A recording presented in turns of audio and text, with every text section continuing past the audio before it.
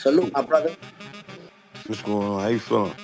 Feeling good, my brother. How you feeling this Saturday morning? I'm chilling, man. Hey, I ain't realize how early you be getting on this drink. I'll be on at 6 a.m., my G. Nah, Boxing that's for what's up. breakfast, bro. Boxing for breakfast. For sure. As somebody who has been in the ring, who has the experience that you have, who's around fighters 24/7, around coaches, around elite at the highest level, the people at the highest level, you've seen them right there. How come we see a narrative on social media to discredit the most accomplished fighters in the game? What is Yeah. this narrative about? I think what it is, we seen Mayweather make a lot of money, right? And they basically saying, what I think they saying is, we're not letting nobody do that again. We're not letting nobody get to that level. Maybe Canelo, but after that, we ain't doing that again. You know what I mean? Because they feel like it got out of hand. Mayweather changed boxing. He changed the mindset of a lot of fighters. You know what I'm saying? Even in the amateurs, he changed the mindset. So I think what they try to do is they try to belittle guys as much as they can with any little thing to keep the pay rate down. You know what I mean?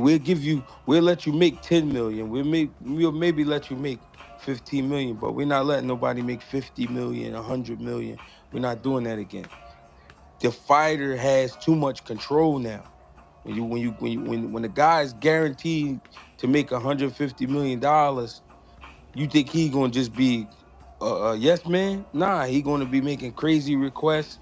He gonna be talking to people crazy, and like they don't want to deal with that. They want a guy to take any kind of money they putting out and be like, yo, you know what I mean? You gonna fight this guy? And be like, okay, all right, that's okay, okay.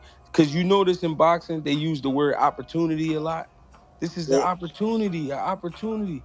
Yeah, but how many opportunities can I get? Like, come on, bro. At some point, y'all like what y'all see.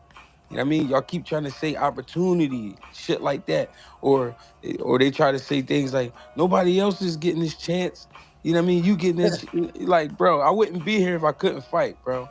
Like, let's be real. We wouldn't be watching Canelo versus Bud if Bud couldn't fight. If Bud couldn't fight, and we wouldn't even, you know what I mean? But Canelo's a great fighter, and Bud is a great fighter. That's why we seeing this fight. You know what I mean? So I Okay, think it but got a lot to do with money. now I appreciate you giving me that explanation because you're also giving some insight to boxing fans and an angle that you can only say it from the inside looking out. Hmm. But I will say this, Greg, as black men that Hmm. we are, and as Hmm. folks who support the sport of boxing, Hmm. it's hard for anyone to convince me that they could give me something to discredit Terence Crawford.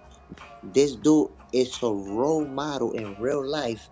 Daddy, take care of his kids, take care of his household, and then as a professional has only been a great fighter.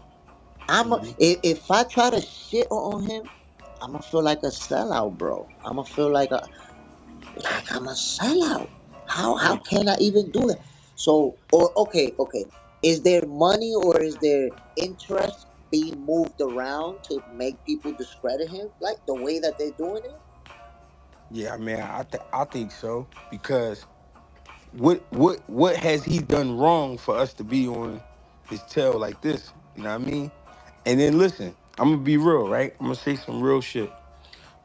I could tell, are a confident person, right?